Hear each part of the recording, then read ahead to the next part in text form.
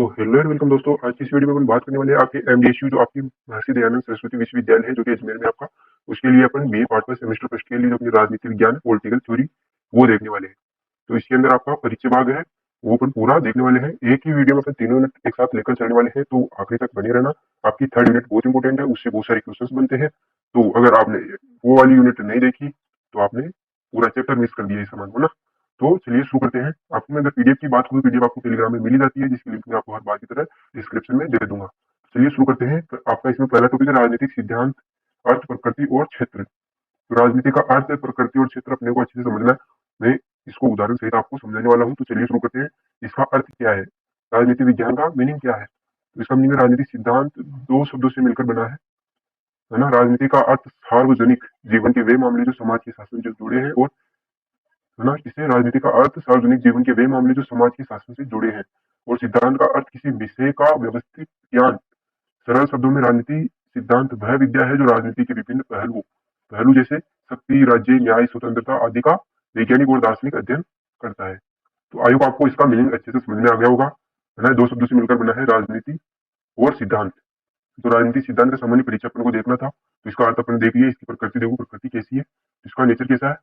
सिद्धांत की प्रकृति मुख्य रूप से दो रूपों में देखी जा सकती है ना। कौन कौन सी है वो, दार्शनिक और वैज्ञानिक, फिलोसॉफिकल और साइंटिफिक। तो इसके अंदर फिलोसॉफिकल में क्या है, यह क्या होना चाहिए इस पर आधारित है ना। क्या होना चाहिए, जैसे इसको एग्जाम्पल देखो, एक आदर्श राज्य कैसा होना चाहिए, है ना, क्या होना चाहिए पर यह ध्यान देता है। तो इसका वैज्ञानिक सिद्धांतों पर आधारित है ये। तो ये क्या है पर ध्यान देता है, यह तथ्यों, आंकड़ों का और अवलोकन पर आधारित होता है। तथ्यों, आंकड़ों और अवलोकन पर आधारित होता है, इसलिए इसको विज्ञान कहते हैं, राजनीति विज्ञान कहते हैं ना। इसका क्षेत्र देखो, स्कोप। स्कोप इसका क्षेत्र काफी व्यापक है। राज्य और सरकार का अध्ययन, है ना। क्षेत्र में क्या किया जाता है, राज्य और सरकार का अध्ययन। यह राज्य की उत्पत्ति और सरकार के अंगों के कार्य को समझता है। सरकार के उत्पत्ति, सॉरी, राज्य की उत्पत्ति, सरकार के अंगों के कार्यों को समझता है, समझाता है ना। शक्ति का अध्ययन, तो राजनीति की शक्ति किसके पास है और वह उसका उपयोग कैसे करता है, इसके बारे में भी अपने को बताता है। विचारधाराओं का अध्ययन, उदारवाद, मार्क्सवाद, समाजवाद आदि का यह विश्लेषण करता है ना। फिर है मूल्यों का अध्ययन, मूल्यों का अध्ययन, तो स्वतंत्रता, समानता और न्याय जैसे आदर्शों की भी यह व्याख्या करता है। तो आयोग आपको फर्स्ट जो आपकी कार्य क्षेत्र और प्रकृति तीनों टॉपिक के अच्छे से समझ में आ गए हैं। आगे अपन चलते हैं सिद्धांत के प्रकार। सिद्धांत के प्रकार, तो आपके एग्जाम में यहाँ से बहुत सारे क्वेश्चन बनते हैं, तो इस थ्योरी को आप अच्छे से समझना। इस नोट्स को पीडीएफ आपको टेलीग्राम में मिल जाएगी, एक बार रीडिंग जरूर करना। आपकी एग्जाम थोड़ी लेट है अभी, तो 16 तारीख को है ना। आदर्शवादी और अनुभवजन्य, सिद्धांत के प्रकार आदर्शवादी और अनुभवजन्य। तो राजनीति विज्ञान को समझने में दो मुख्य नजरिए हैं। वो नजरिए कौन कौन से, आदर्शवादी या मानकीय सिद्धांत, नॉर्मेटिव थ्योरी। तो यह पुराने समय में जैसे प्लेटो और अरस्तु से चला आ रहा है। आदर्शवादी और मानकीय सिद्धांत प्लेटो और अरस्तु से चला आ रहा है पुराने समय से, है ना। तो इसका संबंध मूल्यों और नैतिकता से है। इसका मुख्य प्रश्न क्या होना चाहिए, what thought be, what thought to be, है ना। तो उदाहरण, एक राजा को प्रजा के प्रति दयालु होना चाहिए। क्या होना चाहिए, दयालु होना चाहिए। या समाज में पूर्ण समानता होनी चाहिए। ये कल्पना और दर्शन पर आधारित है ना। आदर्शवादी किस पर आधारित है, क्या होना चाहिए पर आधारित है ना, प्रति दयालु होना चाहिए, इस पर यह आधारित है, आदर्शों पर। अनुभवजन्य या यथार्थवादी सिद्धांत, यह आधुनिक दृष्टिकोण है जो तथ्यों और वास्तविकता पर आधारित है। तथ्यों और वास्तविकता पर आधारित है। इसमें मुख्य प्रश्न पूछा जाता है, वास्तव में क्या हो रहा है, व्हाट इज, वास्तव में हो क्या रहा है। इसका एग्जाम्पल से समझो आप, चुनाव के समय लोग किसी आधार पर वोट दे रहे हैं, है ना। चुनाव के समय लोग किस आधार पर वोट दे रहे हैं, या जाति, पैसा या विकास के आधार पर। तो ये वास्तविक है ना, वास्तव में हो रहा है इसलिए। इसका अध्ययन डेटा और सर्वे के माध्यम से किया जाता है ना। कि चुनाव, अगर कोई व्यक्ति अगर मतदान कर रहा है तो वो क्यों कर रहा है, अपनी जाति सेम कास्ट का इसलिए कर रहा है, या फिर उसको पैसे मिले इसलिए कर रहा है, या फिर उसको विकास चाहिए यही इसलिए कर रहा है। तो ये इसके माध्यम से होता है, सर्वे और डेटा के माध्यम से इसको जानना पॉसिबल है। इसका तीसरा टॉपिक देखो, व्यवहारवाद और उत्तर व्यवहारवाद। इसमें व्यवहारवाद तो क्या है, बिहेवियरिज्म। यह द्वितीय विश्व युद्ध के बाद प्रसिद्ध हुआ था, है ना, पोस्ट, सॉरी, बिहेवियरिज्म। इसका मानना है कि राजनीति को शुद्ध विज्ञान बनाना चाहिए, राजनीति को शुद्ध विज्ञान बनाना चाहिए। तो इसमें प्रमुख विचारक है डेविड ईस्टन। यह केवल उन्हीं चीजों का अध्ययन करता है जिन्हें मापा जा सकता है, जैसे मतदान, व्यवहार, है ना, जिन्हें मापा जा सकता है। इसमें मूल्यों का कोई स्थान नहीं है, इनको केवल मापा जा सकता है। इसका अध्ययन ये करते हैं डेविड ईस्टन, मूल्यों पर इसका कोई इशान नहीं होता है। इसका एग्जाम्पल देखो, राजनीति को समझने के लिए केवल कानून न पढ़ना समझने के लिए केवल कानून न पढ़ना बल्कि यह देखना भी नेता और जनता का असल में कैसे व्यवहार करते हैं। एक बार फिर से देखो इसको, राजनीति को समझने के लिए केवल कानून पढ़ना ही सब कुछ नहीं है ना, बल्कि यह देखना भी है कि नेता और जनता असल में व्यवहार कैसे करते हैं। फिर अपना पोस्ट बिहेवियरलिज्म, है ना। तो बिहेवियरलिज्म में कुछ कमियां रह गई थी, इसलिए पोस्ट बिहेवियरलिज्म की आवश्यकता पड़ी यहाँ पे। 1990 के दशक के अंत में व्यवहारवाद की कमियों के कारण ये आया था। इसके कारण आया था जो आपका बिहेवियरलिज्म था, व्यवहारवाद, उसमें जो कमियां थी उसको दूर करने के लिए पोस्ट बिहेवियरलिज्म आया था। डेविड स्टर्न ने ही इसे पेश किया था, है ना। इसमें नारा था प्रासंगिकता और क्रिया, प्रासंगिकता और क्रिया, रेविलियंस एंड एक्शन। तो इन्होंने क्या कहा था, इसका विचार देखो। इसमें कहा कि केवल विज्ञान होने से काम नहीं चलेगा, राजनीति विज्ञान को समाज की समस्याओं जैसे गरीबी, युद्ध, अन्याय को हल करने में मदद करनी चाहिए। इसमें तथ्य प्लस मूल्य दोनों का महत्व है, तथ्य और मूल्य दोनों का समावेश है। वहां पे क्या था, केवल तथ्यों का था, मूल्यों को वहां पे कोई जगह नहीं दी गई थी। इसमें बिहेवियरलिज्म है ना, व्यवहारवाद में।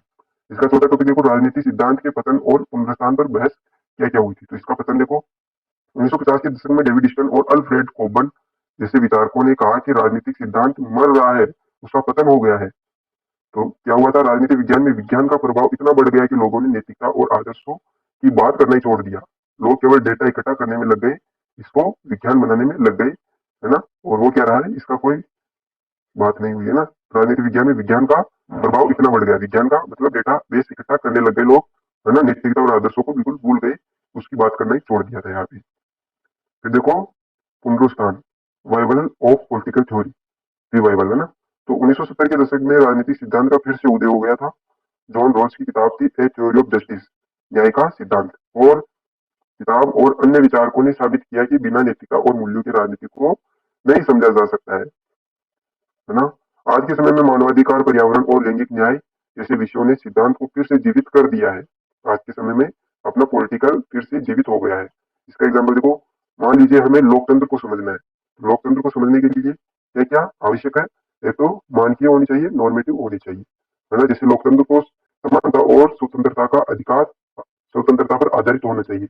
लोकतंत्र समानता और स्वतंत्रता पर आधारित होना चाहिए, है ना, तभी उसको हम समझ सकेंगे। फिर अपना बिहेवियरलिज्म, व्यवहारवाद, कितने लोग वोट देने जाते हैं, कौन सी पार्टी को कितने वोट मिलते हैं, इसकी हमें जानकारी होनी चाहिए, है ना। फिर देखो उत्तर व्यवहारवाद, इसमें क्या है, क्या वर्तमान लोकतंत्र लोगों की गरीबी दूर कर पा रहा है, यदि नहीं तो इसमें सुधार कैसे हो, इसके बारे में अपने को स्टडी करनी चाहिए, अध्ययन करना चाहिए, तभी अपने को लोकतंत्र अच्छे से समझ में आएगा।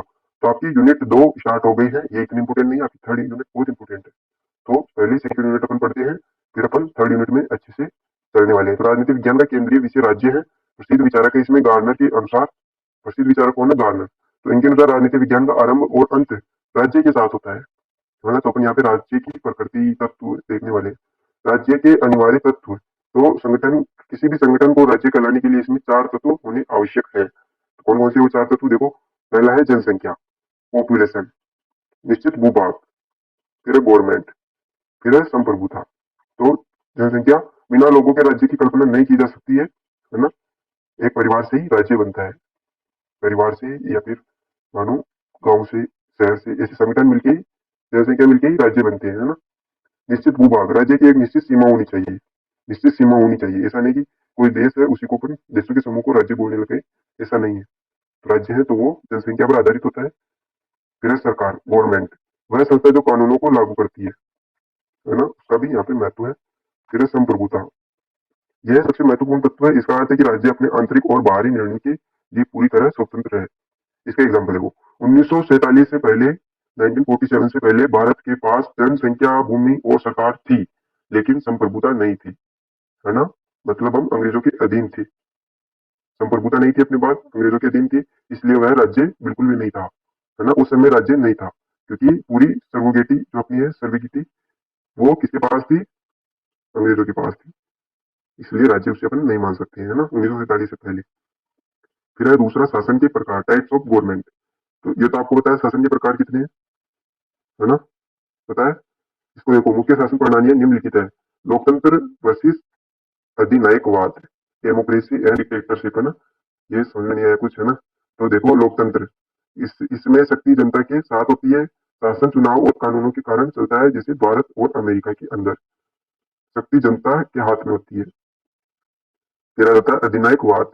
इसमें सारी शक्ति एक व्यक्ति या एक दल के पास होती है, जनता की इच्छा का कोई महत्व यहाँ पे नहीं होता है, जैसे उत्तर कोरिया ना सबसे खतरनाक शासन है यहाँ पे। फिर है एकात्मक वर्सेस संघात्मक शासनवाद। इसको देखो, एकात्मक शासन, संघात्मक शासन। सारी शक्तियां केंद्र के पास होती है यहाँ पे एकात्मक में। राज्य सरकार केंद्र सरकार के अधीन होती है, जैसे ब्रिटेन का शासन। फिर है संघात्मक, केंद्र और राज्यों के बीच संविधान द्वारा बंटवारा होता है यहाँ पे शक्तियों का, जैसे भारत और अमेरिका के अंदर। फिर है संसदात्मक वर्सेस अध्यक्षात्मक। तो ये वर्सेस वाले क्वेश्चन आपके बहुत सारे पूछे जाते हैं, इसलिए मैंने यहाँ पे ये लाए हैं, है ना। तो संसदात्मक देखो, कार्यपालिका जैसे पीएम और मंत्रिमंडल यहाँ पे होते हैं। विधायिका संसद के प्रति उत्तरदायी होती है। कार्यपालिका जैसे मंत्री और प्रधानमंत्री संसद के प्रति उत्तरदायी होती है। भारत इसका सबसे सर्वश्रेष्ठ एग्जाम्पल है। फिर है अध्यक्षात्मक, राष्ट्रपति ही वास्तविक वरदान होता है, वह संसद के प्रति उत्तरदायी नहीं होता है, जैसे अमेरिका के अंदर होता है। एग्जाम्पल आप सबकी याद रखना, है ना। राजनीति व्यवस्था की सिद्धांत आपका तीसरा टॉपिक सेकंड यूनिट से स्टार्ट हो गया है। यह आधुनिक राजनीति विज्ञान का हिस्सा है, जो राजनीति को एक मशीन या सिस्टम की तरह देखता है। राजनीति व्यवस्था के सिद्धांत में मशीन और सिस्टम की तरह राजनीति के आधुनिक सिद्धांतों को देखता है ना। डेविड ईस्टन का आगत निर्गत विश्लेषण, ये बहुत इंपॉर्टेंट है, वेरी इंपॉर्टेंट, इसे लगा लेना। तो ईस्टन के अनुसार राजनीतिक समाज में मूल्यों का आधिकारिक आवंटन है मुख्य भाग है। आगत, रूपांतरण, निर्गत और पुनर्निवेश, है ना। तो देखो एक एक करके जनता की मांगी आगत में आ जाती है, जैसे नई सड़कें चाहिए और जनता का समर्थन, जैसे टैक्स देना। हम टैक्स देंगे सरकार को, सरकार हमें अपने विकास देंगी, जैसे नई सड़कें देंगी, और भी हमें चाहिए वो देंगी, ये आगत में आ जाती है ना। फिर रूपांतरण, सरकार इन मांगों पर विचार करती है, देना है या फिर नहीं देना है, इसमें विचार करती है, नई सड़कें बनवानी है या नहीं बनवानी है। फिर निर्गत, सरकार द्वारा लिए गए निर्णय या कानून इसमें आ जाते हैं। फिर है पुनर्निवेश, कानून लागू होने के बाद जनता की क्या प्रतिक्रिया रहती है, ये वापस आगत बन जाता है ना। और अच्छा बना नहीं बना, ये तो डेविड ईस्टन का ये आगत निर्गत विश्लेषण है, बहुत इंपॉर्टेंट है, याद रखना इसको। फिर है आमंड और पावेल का संरचनात्मक प्रकार्यात्मक विश्लेषण। इन्होंने कहा, हर राजनीतिक व्यवस्था में कुछ खास संरचनाएं, जैसे संसद, न्यायालय होती है, उनके खास कार्य होते हैं। जैसे संसद का कार्य कानून बनाना होता है, जबकि न्यायपालिका का कार्य विवादों को सुलझाना है ना। तो इन्होंने क्या कहा कि राजनीतिक व्यवस्था, हर राजनीतिक व्यवस्था की कुछ खास संरचनाएं होती है, जैसे संसद और न्यायपालिका। फिर इसका चौथा टॉपिक देखो, राज्य की उत्पत्ति और कार्य। राज्य की उत्पत्ति कैसे हुई थी और उसके कार्य क्या है। तो origin of state, functional of state, है ना, origin and functional of state. तो राज्य अचानक नहीं बना, बल्कि धीरे धीरे विकास हुआ, उसका परिणाम राज्य मिल गया, जिसे रक्त संबंध, धर्म, शक्ति और राजनीतिक चेतना ने इसमें महत्वपूर्ण भूमिका निभाई है। तो इसके कार्य, अनिवार्य कार्य, बाहरी आक्रमण से सुरक्षा, आंतरिक शक्ति और न्याय, लोक कार्यकारी के कार्य, इसमें शिक्षा, स्वास्थ्य, सड़कें और गरीबी की सहायता। इसमें आपका थर्ड यूनिट आ जाता है, सरकार, वर्गीकरण और अंग। तो सरकार वह यंत्र है जिसके माध्यम से राज्य की इच्छा को लागू किया जाता है। सरकार के 3 अंग होते हैं, विधायिका, कार्यपालिका, न्यायपालिका। तो इसको, ये तो आपको बताया है ना, तो इसको बताने की आपको आवश्यकता नहीं है। फिर अपना संप्रभुता, तो संप्रभुता राज्य का सर्वश्रेष्ठ अनिवार्य तत्व है, इसका अर्थ है राज्य की सर्वोच्च शक्ति। फिर आंतरिक संप्रभुता, यह राज्य अपनी सीमाओं के भीतर किसी भी व्यक्ति या संस्था को आदेश दे सकता है, ये आपका आंतरिक में आ जाता है, राज्य की सीमाओं के भीतर, है ना।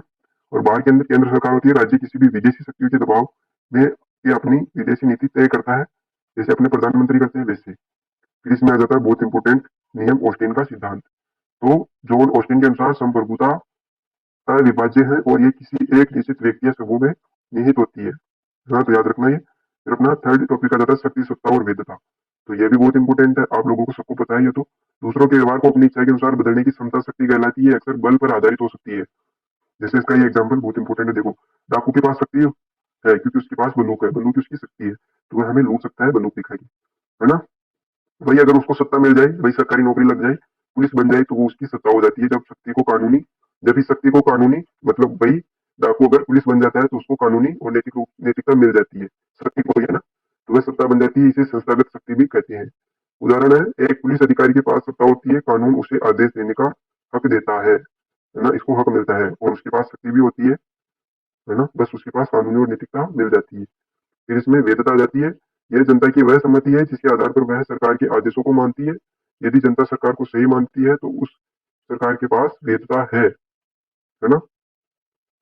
इसका एक सूत्र है, याद रखना, शक्ति प्लस वेदता बराबर सत्ता, है ना। तो ये सूत्र आप याद रखना। आपका चौथा टॉपिक इसमें जाता है प्रतिनिधित्व के सिद्धांत और चुनावी प्रणाली। लोकतंत्र में जनता सीधे शासन नहीं करती है बल्कि प्रतिनिधि चुनती है ना? तो इसलिए क्या क्या आ जाती है इसमें? अनुपातिक प्रतिनिधित्व। प्रतिनिधित्व कैसे होता है? अनुपातिक प्रतिनिधित्व। यह प्रणाली छोटी समूहों और अल्पसंख्यकों को उचित प्रतिनिधित्व देने के लिए अपनाई जाती है। इसमें मतदाता किसी एक व्यक्ति को नहीं बल्कि राजनीतिक दल को वोट देते हैं। जिस दल को जितने प्रतिशत वोट मिलते हैं उसे संसद में उतनी ही सीटें मिलती है ना? जैसे अपने राज्यसभा में होता है ना? जैसे राजस्थान में होता है। आप तो राजस्थान में रहते हैं तो राजस्थान का याद रखना, है ना? तो क्या हम अपने जो मुख्यमंत्री होते हैं क्या हम उन्हें चुनते हैं? इसका एग्जाम्पल आप देना। भारत में राज्यसभा के सदस्यों और राष्ट्रपति का चुनाव इसी प्रणाली से होता है ना? संक्रमणीय मत प्रणाली से होता है ना? संसदीय उन्हें चुनती है। अन्य प्रणालियां क्या क्या है इसमें? प्रादेशिक प्रतिनिधित्व। पूरे देश को छोटे छोटे क्षेत्रों निर्वाचन क्षेत्रों में बांट दिया जाता है, जैसे लोकसभा चुनाव आपका इसका एग्जाम्पल है। फिर इसका कार्यात्मक प्रतिनिधित्व। इसमें व्यक्ति के व्यवसाय जैसे शिक्षक, मजदूर, व्यापारी के आधार पर प्रतिनिधि चुने जाते हैं कार्यात्मक प्रतिनिधित्व के अंदर। तो यह था आपका आज का पूरा सेशन, जिसमें अपन ने 1 से 3 यूनिट पूरी देख ली है। आपकी 3rd यूनिट बहुत इंपॉर्टेंट है, इसको आपको देखना है और आपको पीडीएफ टेलीग्राम पे मिल जाएगी। इसकी लिंक मैं आपको डिस्क्रिप्शन में दे दूंगा। तो आपको ये पीडीएफ अवश्य पढ़नी है। एक बार एग्जाम में अभी टाइम है तो आप पूरे टॉपिक को अच्छे से कवर कर सकते हो, एक एक टॉपिक को अच्छे से। आई होप आपको अच्छे से समझ में आ गया होगा। मिलते हैं किसी ऐसे अन्य वीडियो में, तब तक के लिए धन्यवाद वीडियो देखने के लिए।